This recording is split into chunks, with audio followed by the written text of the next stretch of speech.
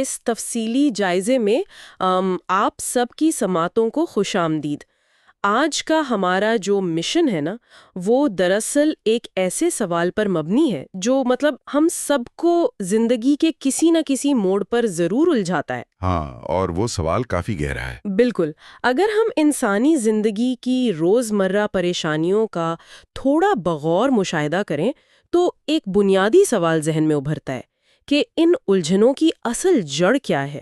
کیا یہ واقعی ہمارے بیرونی حالات کا نتیجہ ہے؟ یعنی جیسے معاشی تنگی ہو گئی یا رشتوں کا بوجھ ہو گیا؟ ہاں بالکل، وہی معاشی تنگی، ناکامی کا خوف، یا پھر یہ جو دنیاوی دوڑ لگی ہوئی ہے، یا پھر اس بے سکونی کی اصل وجہ انسان کی اندرونی دنیا کی کسی گہری تہہ میں چھپی ہے۔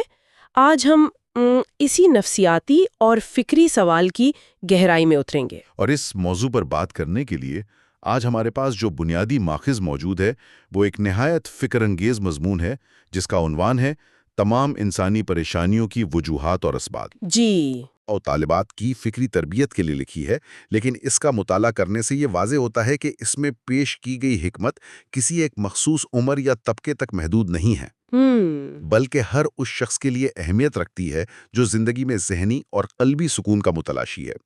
اس کے علاوہ یہ مواد پریکٹیکل وزڈم 360 نامی یوٹیوب چینل سے بھی منسلک ہے، جس کا مقصد روزمرہ زندگی کے لیے عملی حکمت کو فروغ دینا ہے۔ گفتگو کا باقاعدہ آغاز کرنے سے پہلے یہ واضح کرنا بہت ضروری ہے کہ اس تفصیلی جائزے کا مقصد مصنف کے پیش کردہ روحانی، نفسیاتی اور فکری نظریات کو مکمل غیر جانبداری سے سمجھنا ہے۔ صحیح بات ہے۔ ہم یہاں کسی مخصوص مذہبی یا سیاسی نظریے کی تائید نہیں کر رہے، بلکہ ہمارا بنیادی ہدف صرف اور صرف ماخذ میں موجود خیالات کو ان کی اصل روح کے ساتھ پیش کرنا ہے، تاکہ سیکھنے والے اس میں چھپی حکمت کا خود تجزیہ کر سکیں۔ بالکل۔ اور دیکھیں، مصنف نے اپنی تحریر کا آغاز یہ ایک بہت بڑے دعوے سے کیا ہے۔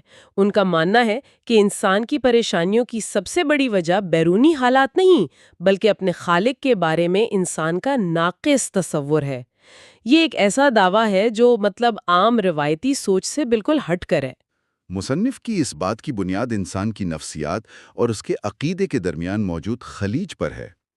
انسان کی پریشانیوں کی جو پہلی وجہ اس مضمون میں بیان کی گئی ہے وہ یہ ہے کہ لوگ خالق کی ذات کو کامل تو مانتے ہیں، لیکن یہ ماننا اکثر صرف الفاظ کی حد تک ہوتا ہے۔ ہاں، صرف زبان سے کہہ دیا کہ سب ٹھیک ہے یا رب کی ذات کامل ہے۔ بالکل۔ جب حالات قابو سے باہر ہونے لگتے ہیں تو انسان کے دل میں چھپا ہوا شک ابھر کر سامنے آ جاتا ہے۔ زبان سے اقرار کرنے کے باوجود ذرا سی مشکل آنے پر انسان اس طرح گھبراہٹ کا شکار ہو جاتا ہے جیسے کائنات کا سارا نظام اس کے اپنے کندھوں پر تھا اور اب بوجھ سنبھالنا ناممکن ہو گیا ہے۔ یہ دعویٰ اپنی جگہ بہت مضبوط ہے، لیکن اگر میں اس کا عملی زندگی سے موازنہ کروں تو ایک سوال پیدا ہوتا ہے۔ جی ضرور بتائیں۔ جب کوئی انسان واقعی کسی بڑی مشکل کا سامنا کر رہا ہو، مثلاً کسی قریبی رشتے کا ٹوٹ جانا یا پھر کوئی معاشی تباہی آ جائے، تو یہ محض ایک فلسفیانہ بات لگتی ہے۔ مصنف اس اندرونی یقین کو عملی طور پر کیسے ثابت کرتے ہیں کہ یہ بیرونی طوفانوں کو واقعی روک سکتا ہے؟ تحریر میں اس سوال کا جواب ایک انتہائی طاقتور جملے میں دیا گیا ہے، میں وہ دہرانا چاہوں گا۔ کامل ذات سے جڑا ہوا بندہ نامکمل حالات سے نہیں ٹوٹتا۔ واو! کامل ذات سے جڑا ہوا بندہ نامکمل حالات سے نہیں ٹوٹتا۔ اس کا نفسیاتی پہلو یہ ہے کہ جب کسی انسان کا یہ یقین واقعی پختہ ہو جائے کہ کائنات کو چلانے والی طاقت ہر لحاظ سے کامل ہے، تو پھر وہ بیرونی حالات کی ٹوٹ پھوٹ کو ایک عارضی عمل سمجھتا ہے۔ صحیح۔ وہ یہ جان لیتا ہے کہ دنیا کے حالات کبھی بھی مکمل طور پر مثالی نہیں ہو سکتے۔ یہ ادراک اس کے اندر ایک ایسا قلعہ تعمیر کر دیتا ہے جہاں بیرونی دنیا کا اضطراب داخل نہیں ہو سکتا۔ انسان ٹوٹتا تب ہے جب اس کی تمام تر امیدیں صرف ظاہری اور نامکمل اسباب سے وابستہ ہوں۔ یعنی مسئلہ حالات کے خراب ہونے میں نہیں ہے، بلکہ اس سہارے کے کمزور ہونے میں ہے جس پر انسان نے ٹیک لگائی ہوتی ہے۔ بالکل یہی بات ہے۔ اسی سے جڑی دوسری وجہ کی طرف چلتے ہیں جو خالق کی حکمت اور دانائی پر ادھورے ایمان کے بارے میں ہے۔ انسان کی یہ فطری خواہش ہوتی ہے کہ زندگی کا ہر واقعہ اس کی اپنی منصوبہ بندی اور اس کی محدود عقل کے عین مطابق ہو۔ اور جب وہ منصوبے ناکام ہوتے ہیں تو اسے دنیا کی ناانصافی قرار دے دیا جاتا ہے۔ ہم فوراً شکایت کرنے لگتے ہیں۔ انسانی عقل کا المیہ ہی یہی ہے کہ وہ صرف حال کے ایک چھوٹے سے دائرے کو دیکھ سکتی ہے۔ انسان کی نگاہ محدود ہے، جبکہ خالق کی حکمت پوری کائنات اور آنے والے زمانوں تک پھیلی ہوئی ہے۔ مصنف نے اس فرق کو سمجھانے کے لیے دو بہت اہم تصورات پیش کیے ہیں۔ اچھا، وہ کیا ہے؟ پہلا تصور یہ ہے کہ انسان جسے بظاہر تاخیر سمجھ کر بے چین ہو رہا ہوتا ہے، وہ دراصل کسی بڑے مقصد کے لیے انسان کی تیاری کا مرحلہ ہو سکتا ہے۔ تاخیر دراصل تیاری ہے۔ جی، اور دوسرا تصور یہ کہ جسے وہ محرومی سمجھ کر آنسو بہا رہا ہوتا ہے، وہ حقیقت میں کسی پوشیدہ نقصان سے حفاظت ہو سکتی ہے۔ یہ سننا تو بہت تسلی بخش ہے کہ تاخیر دراصل تیاری ہے اور محرومی دراصل حفاظت ہے۔ لیکن جب کوئی فرد حقیقت میں اس تاخیر کے اذیت ناک دور سے گزر رہا ہو تو یہ انتظار اسے اندر سے کھوکھلا کیوں کر دیتا ہے؟ کیونکہ انتظار کرنا انسانی فطرت کے لیے سب سے مشکل کام ہے۔ ہاں، تو مصنف کے نظریے کے مطابق اس شکوے کو کیسے ختم کیا جا سکتا ہے؟ اس شکوے کا علاج صرف اس بات کے ادراک میں ہے کہ ہر خواہش کا پورا نہ ہونا کوئی سزا نہیں ہے۔ جب انسان یہ سمجھ لیتا ہے کہ اس کی اپنی بصیرت محدود ہے، تو وہ معاملات کو کنٹرول کرنے کی ضد چھوڑ دیتا ہے۔ صحیح بات ہے۔ اور نفسیاتی ماہرین بھی یہ مانتے ہیں کہ انسان کی سب سے زیادہ توانائی ان چیزوں کو کنٹرول کرنے کی کوشش میں ضائع ہوتی ہے جو اس کے اختیار میں نہیں ہوتی۔ جب انسان پوشیدہ حکمت پر یقین کر کے نتائج کو ایک بالاتار طاقت کے حوالے کر دیتا ہے، تو اس کا ذہنی دباؤ فوراً کم ہو جاتا ہے۔ یہیں سے ایک اور بہت گہرا نفسیاتی مسئلہ جنم لیتا ہے جسے مصنف نے تیسری وجہ کے طور پر بیان کیا ہے، اور وہ ہے عطا کردہ نعمتوں کا ادھورا ادراک یا ناشکری۔ بالکل۔ انسان کی یہ عادت ہوتی ہے کہ اگر اس کے پاس 99 نعمتیں موجود ہوں اور صرف ایک چیز کی کمی ہو تو اس کی پوری توجہ اس ایک خامی پر مرکوز ہو جاتی ہے۔ مصنف نے تحریر میں ان روزمرہ کی نعمتوں کی ایک طویل فہرست دی ہے جنہیں ہم معمول کا حصہ سمجھ کر نظر انداز کر دیتے ہیں۔ جیسے کہ ہماری صحت یا سانس لینا۔ ہاں، بغیر کسی تکلیف کے سانس لینا، دیکھنے کے لیے آنکھیں ہونا، والدین کا سایہ، استاذہ کی رہنمائی، علم حاصل کرنے کے مواقع اور ارد گرد کا پرامن ماحول، یہ سب وہ چیزیں ہیں جن کی اصل قیمت اس وقت معلوم ہوتی ہے جب یہ چھننے لگتی ہیں۔ یہ بات تو ہے۔ اس ناشکری کا نقصان صرف روحانی نہیں بلکہ جذباتی بھی ہے۔ ناشکری انسان کے اندر ایک ایسا خلا پیدا کرتی ہے جسے دنیا کی کوئی بھی کامیابی بھر نہیں سکتی۔ یہ خلا ایک مستقل بے سکونی کو جنم دیتا ہے۔ شکر گزاری محض شکریہ ادا کرنے کا نام نہیں ہے، بلکہ یہ زندگی کو دیکھنے کا ایک زاویہ ہے جس میں انسان اپنا دھیان ان چیزوں پر جماتا ہے جو اسے حاصل ہیں۔ ناشکری سے پیدا ہونے والا یہ خلا واقعی انسان کو اندر سے بے چین کر دیتا ہے، لیکن مصنف نے ایک چوتھی وجہ بھی بتائی ہے جو تھوڑی حیران کن لگی مجھے۔ وہ کون سی؟ ان کے مطابق لوگ اکثر خالق کو صرف سزا دینے والا اور غضبناک تصور کرتے ہیں اور اس کی لامحدود رحمت پر کہیں نہ کہیں شک کا شکار رہتے ہیں۔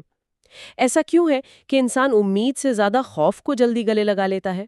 اس کی وجہ شاید انسان کا اپنے ارد گرد کے معاشرتی رویوں کا عکس خالق پر منطبق کرنا ہے۔ مصنف نے اس تصور کو توڑنے کے لیے دنیاوی محبت کی سب سے بڑی علامت یعنی ماں کی محبت کی مثال دی ہے۔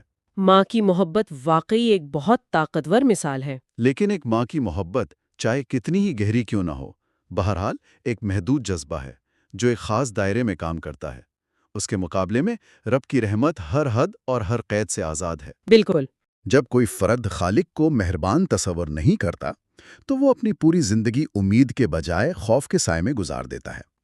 یہ خوف اگر حد سے بڑھ جائے تو انسان کو مایوسی کے اندھے کنویں میں دھکیل دیتا ہے۔ اور تحریر میں مایوسی کو سب سے بڑی روحانی بیماری قرار دیا گیا ہے، کیونکہ مایوسی دراصل انسان سے عمل کرنے کی طاقت چھین لیتی ہے۔ ایسا ہی ہے۔ جب امید ہی نہ رہے تو انسان کوشش کرنا چھوڑ دیتا ہے۔ اس کے برعکس امید اور حسن ظن قلب کو بھی مضبوط بناتے ہیں اور ارادوں کو بھی۔ اسی لیے حسن ظن کو اتنی اہمیت دی گئی ہے۔ بدگمانی چاہے وہ انسانوں سے ہو یا خالق سے، وہ روح کو دیمک کی طرح چاٹ جاتی ہے، جبکہ رحمت کی امید انسان کو بدترین حالات میں بھی کھڑا رہنے کا حوصلہ فراہم کرتی ہے۔ اب ہم پانچویں وجہ کی جانب بڑھتے ہیں جو مجھے لگتا ہے کہ آج کے جدید دور کی سب سے بڑی حقیقت ہے۔ ترجیحات کا بگاڑ۔ جی بالکل۔ مصنف کے مطابق انسانی پریشانیوں کی ایک اور بڑی وجہ ترجیحات کا خوفناک بگاڑ ہے۔ لوگ دنیاوی لوگوں کی خوشنودی حاصل کرنے کے لیے، نام نہاد کامیابیوں کے لیے اور خاص طور پر سوشل میڈیا کی وقتی توجہ اور تعریفوں کے لیے اپنی نیندیں، اپنی صحت اور اپنا دلی سکون داؤ پر لگا دیتے ہیں۔ ہاں، یہ آج کل بہت عام ہو گیا ہے۔ لیکن اس ذات کو نظر انداز کر دیتے ہیں جس نے یہ تمام صلاحیتیں عطا کی ہیں۔ کیا یہ ہماری جدید زندگی کا سب سے بڑا المیہ نہیں ہے؟ اس میں کوئی دو رائے نہیں کہ جب انسان کی ترجیحات کا مرکز بدل جاتا ہے تو اس کی زندگی کا توازن بھی مکمل طور پر زمین بوس ہو جاتا ہے۔ جدید معاشرہ انسان کو سکھاتا ہے کہ اس کی قدر و قیمت اس کے گریڈز، اس کی دولت یا اس کے سوشل میڈیا فالوورز سے طے ہوتی ہے۔ لیکن مصنف یہ دلیل دیتے ہیں کہ جس نے یہ سب پیدا کیا، اگر اسی کی رضا کو پس پش ڈال دیا جائے تو تمام تر دنیاوی کامیابیاں ملنے کے باوجود اندر کی دنیا ویران رہتی ہے۔ انسان باہر سے کتنا ہی کامیاب کیوں نہ نظر آئے، اندر سے وہ خوف اور عدم تحفظ کا شکار رہتا ہے۔ یہاں مصنف نے خاص طور پر بحریہ ماڈل اسکول کے طلباء اور عام نوجوانوں کے لیے کچھ بہت ہی عملی مشورے دیے ہیں، اور مجھے یہ حصہ بہت پسند آیا کیونکہ یہ وہ مقام ہے جہاں یہ تحریر محض ایک فلسفہ رہنے کے بجائے روزمرہ کے مسائل کا حل بن جاتی ہے۔ بالکل، یہ بہت اہم حصہ ہے۔ مثال کے طور پر وہ ناکامی کے تصور کو بالکل نئے انداز سے پیش کرتے ہیں۔ اگر کسی طالب علم کے امتحانات میں کم نمبر آتے ہیں تو یہ کوئی آخری فیصلہ نہیں ہے۔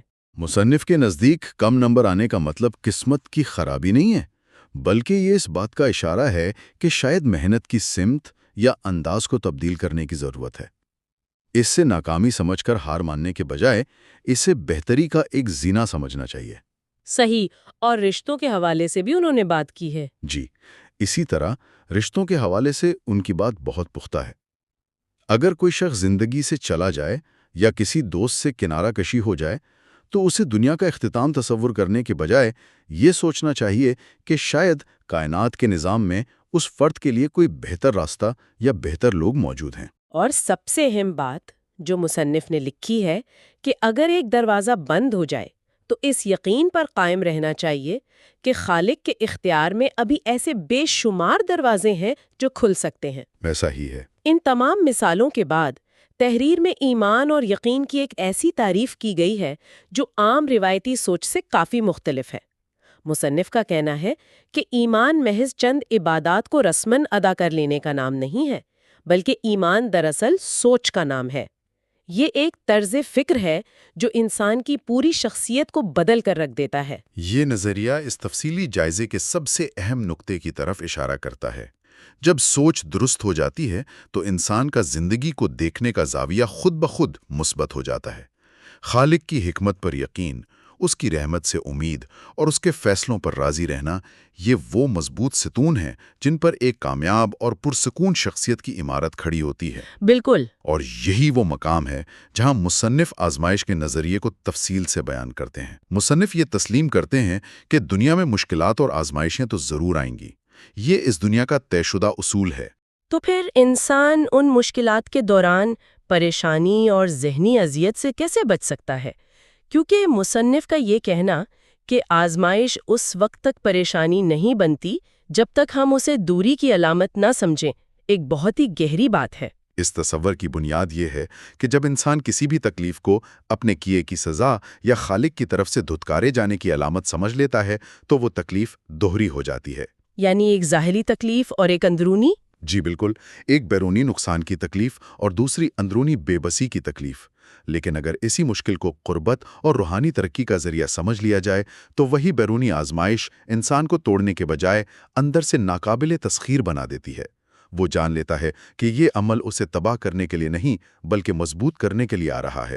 اس تصور کو مزید واضح کرنے کے لیے مصنف نے ایک انتہائی شاندار تشبیہ کا استعمال کیا ہے۔ وہ کہتے ہیں کہ آگ سونے کو جلاتی نہیں بلکہ نکھارتی ہے۔ یہ جملہ اپنے اندر ایک پوری دنیا سمیٹے ہوئے ہے۔ بالکل، بہت گہری بات ہے۔ لیکن ساتھ ہی ایک شرط بھی عائد کی گئی ہے کہ اس آگ سے نکھرنے کے لیے خود کو سونا بنانا پڑے گا، تنکا نہیں۔ یہ سونا اور تنکا بننے سے مصنف کی کیا مراد ہے؟ کس طرح کے رویے انسان کو تنکا بناتے ہیں اور کون سی خوبیاں اسے سونے میں تبدیل کرتی ہیں؟ तिमका बनने से मुराद एक ऐसी शख्सियत है जिसकी कोई मजबूत बुनियाद ना हो। ऐसा फर्द जो पूरी तरह दूसरों की आरा पर, बैरूनी कामयाबियों पर और खोखली अना पर इन्हिसार करता हो। तिनके जैसी शख्सियत में बर्दाश्त का मादा नहीं होता। जरा सी मुखालिफत या मुश्किल की आग उसे जवलाकर राख कर देती है। और सोना बनना? इसके बरक्स, सोना बनने का मतलब है एक ऐसी शख्सियत की तामीर जिसकी जड़ें मजबूत यकीन, खुदशनासी और गहरे फिक्री शऊर पर मबनी हों। जब ऐसा शख्स आजमाइश की आग से गुजरता है तो उसके अंदर की तमाम कसाफतें और खामियां जल जाती हैं और वो पहले से ज्यादा खालस और चमकदार होकर उभरता है। इस तफसीली गुफ्तगू के बाद ये वाज़े हो जाता है कि मुसन्निफ नौजवान नस्ल से क्या तवक्कुआत वाबस्ता कर रहे हैं। वो नहीं चाहते कि तलबा महज किताबों के बोझ तले दबे रहें और सिर्फ निसाबी इल्म तक महदूद रहें। जी, उनकी सोच काफी वसी है। उनकी तवक्को है कि नौजवान ज़हीन होने के साथ साथ एक मुतवाज़न शख्सियत के मालिक भी हों। वो अमली ज़िंदगी में कामयाब भी हों और क़ल्बी तौर पर शुक्रगुजार भी। उनके अंदर आगे बढ़ने का बेपनाह एतमाद तो हो, लेकिन वो गुरूर का शिकार ना हो, बल्कि मुनकसिरुल मिजाज और आजिज़ रहें। ये इनफरादी तवाज़ुन ही दरअसल एक सेहतमंद मुआशरे की इकाई है।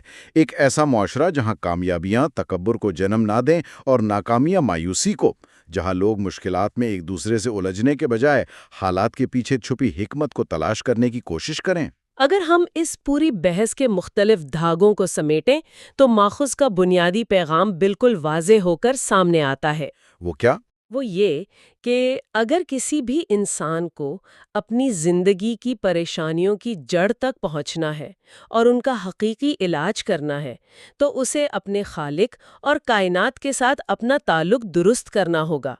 वो सुकून जिसे इंसान सारी ज़िंदगी दौलत में, रिश्तों में और दुनियावी कामयाबियों में तलाश करता फिरता है, वो बाहर की दुनिया में कभी था ही नहीं। बेशक। वो तो अंदर के यकीन का नाम है। जब ये अंदरूनी ताल्लुक मजबूत हो जाता है तो बाहर के तूफान अपनी शिद्दत खो देते हैं और हालात खुद ब खुद एक खास तरतीब में आना शुरू हो जाते हैं।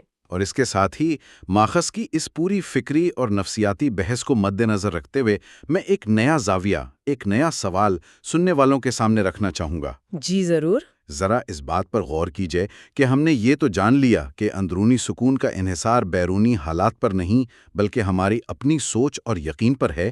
तो क्या ये मुमकिन है कि आज के जदीद सरमाए पर खड़े मुआशरे का पूरा ढांचा ही इंसान की बुनियादी फितरत से मुतसादिम हो? ये तो बहुत गहरा सवाल है। का एक ऐसा मॉडल तामीर नहीं कर चुके जो इंसान की रूहानी ज़रूरियात के बिल्कुल बरक्स काम कर रहा है और उसे मुसलसल अदम तहफ़्फ़ुज़ का शिकार रखकर अपना निज़ाम चला रहा है? ये एक ऐसा पेचीदा सवाल है जो हमें तन्हाई में अपने तर्ज ज़िंदगी का दोबारा जायजा लेने पर मजबूर करता है। ये वाकई एक ऐसा सवाल है जो आज की गुफ्तगू के तमाम पहलुओं को एक वसी तर मौशरती तनाजुर में देखने की दावत देता है।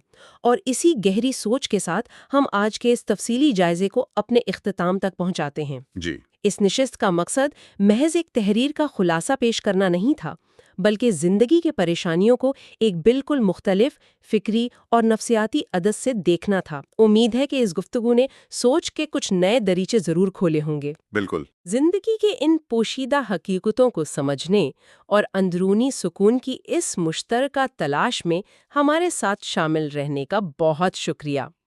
अगले तफसीली जायजे तक के लिए अपने सवालों को जिंदा रखिए और जुस्तजू का ये सफ़र जारी रखिए।